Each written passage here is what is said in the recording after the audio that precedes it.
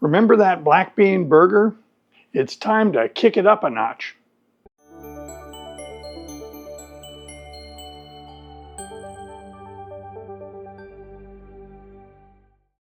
Hello and welcome. Welcome to Input English. We have a relatively short video today.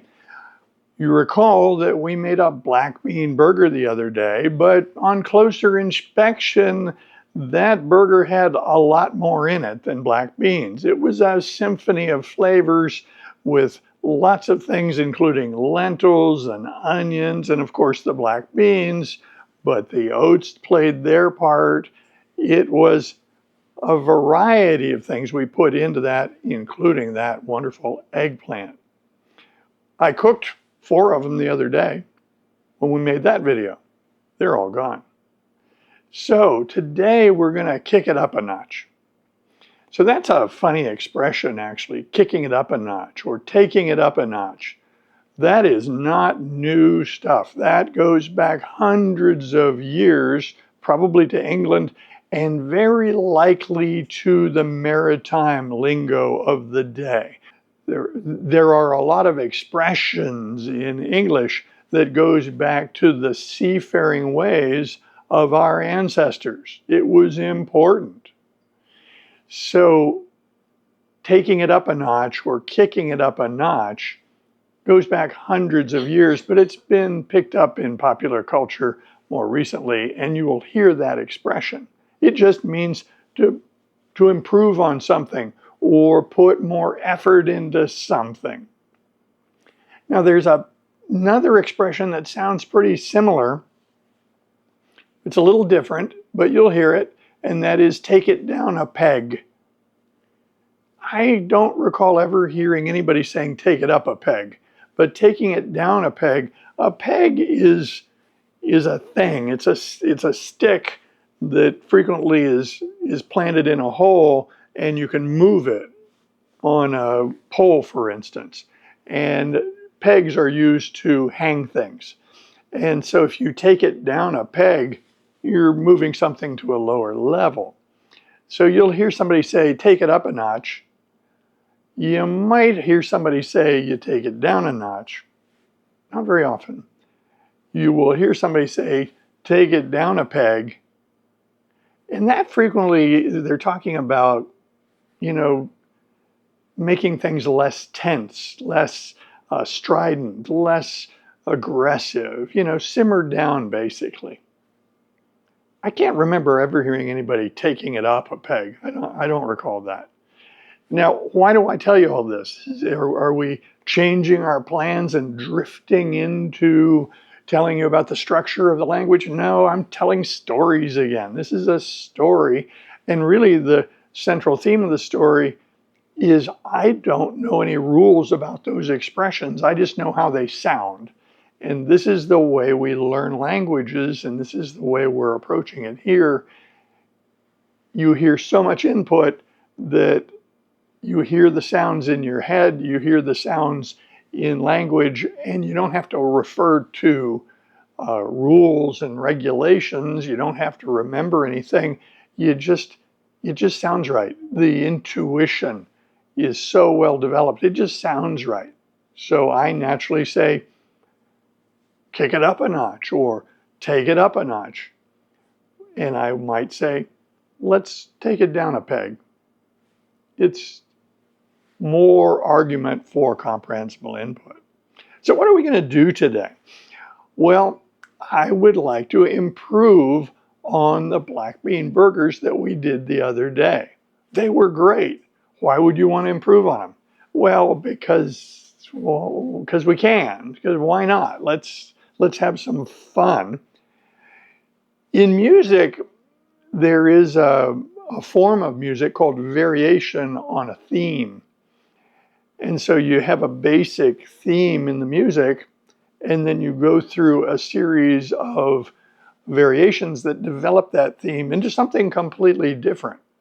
And that is super cool to do in the kitchen. I started with the basic theme of a black bean burger, and then by varying it over a period of time, I came up with that recipe that I shared with you all, which has a lot more in it than black beans.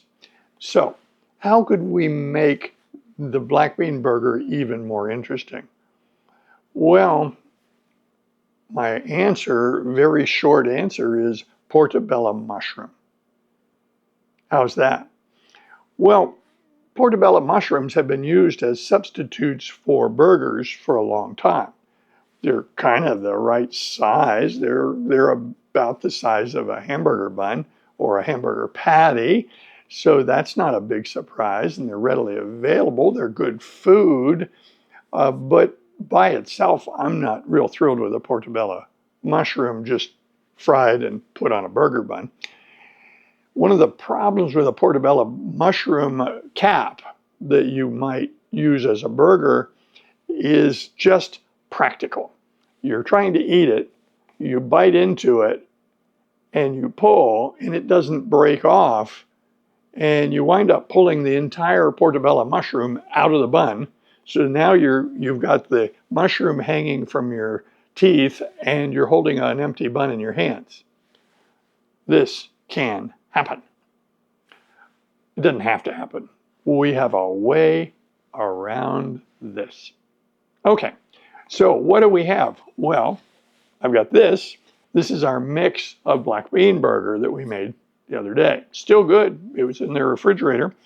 And then I have a couple of portobello mushrooms. They're about the right size. They're clean. If there's dirt on them, I knock that off or give them a rinse in the sink. Make sure that you're not eating dirt. And then we've got this feature here, the stem, and that's going to be kind of inconvenient for the making of a burger. But with a couple of little clever things done with your fingers, it comes loose. It's super simple. It's super easy. You just grab the stem right at the base and give it a squeeze. Just squeeze it together, and that breaks the attachment of the stem to the cap, and it just comes loose.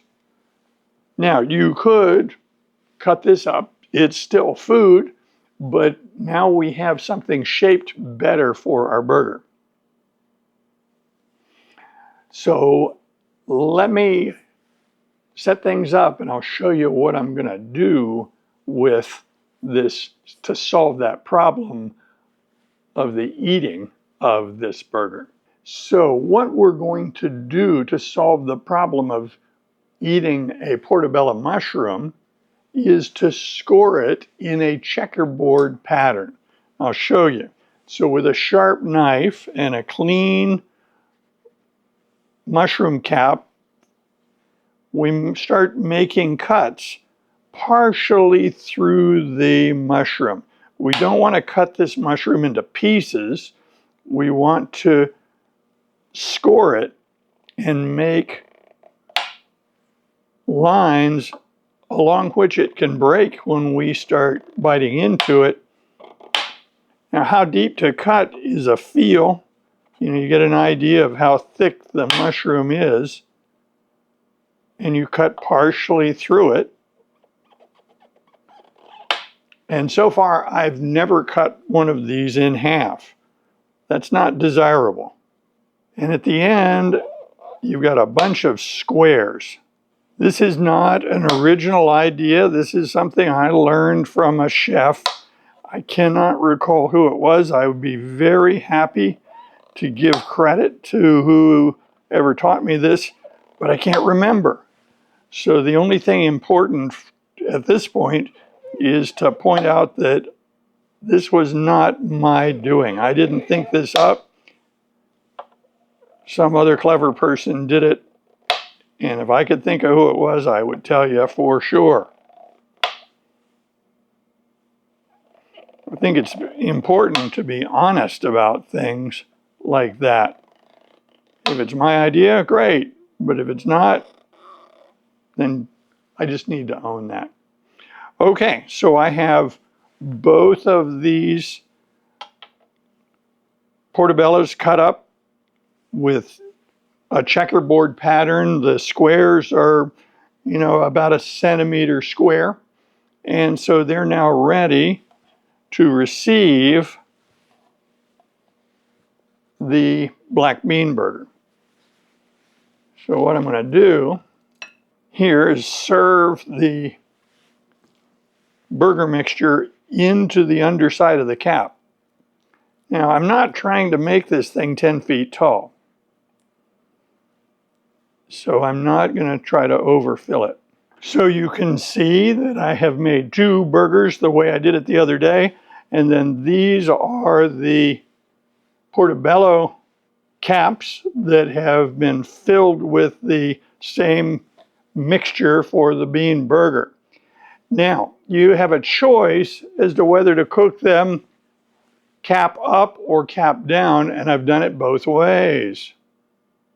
I recommend cap down. The reason for cap down is the cap will not stick to the cookie sheet, but the burger mixture will, and so it's just so much easier if you cook them in this position. They cook fine just like this. This is actually the best way to do it. I've done it both ways. Do it this way, please. So these go in the oven now for about 45 minutes. The portobellos will produce some liquid and it will wind up on the pan. It's not a problem, but it is completely foreseeable that they will give up some of their water. So I'm going to put them in the oven, cook them for 45 minutes, and bring them out, and I'll report back to you with the results we get. So you can see we're out of the oven and the burgers are done. I checked with a spoon and they are firm enough. So these are done, 45 minutes. So I'm going to let the burgers cool and take them off with a thin spatula. These will come off very easily because the cap doesn't stick. So we're talking dinner here. Plating is very simple.